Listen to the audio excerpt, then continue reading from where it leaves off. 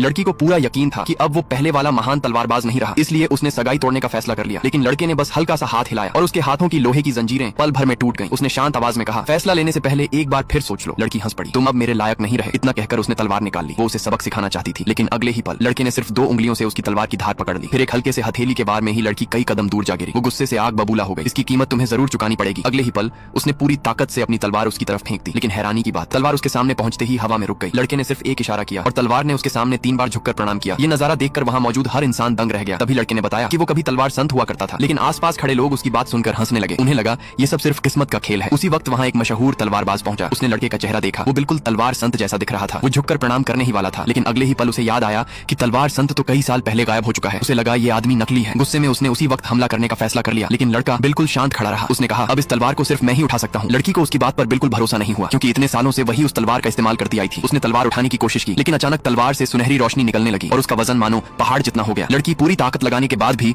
उसे 1 इंच तक नहीं हिला सकी। तलवारबाज को लगा ये कोई चाल है। वो खुद आगे बढ़ा। जोरदार दहाड़ लगाकर उसने पूरी ताकत लगा दी। तलवार धीरे धीरे ऊपर उठने लगी। भीड़ खुशी से चिल्लाने लगी, लेकिन अगले ही पल तलवार का असली वजन उस पर टूट पड़ा। वो धड़ाम से जमीन पर गिर गया। बेइज्जती सहन नहीं हुई। उसने सीधे लड़के पर हमला कर दिया, लेकिन लड़के ने एक ही झटके में उसका हथियार तोड़ दिया और एक हथेली के वार से उसे फिर जमीन पर गिरा दिया। तलवारबाज पूरी तरह हार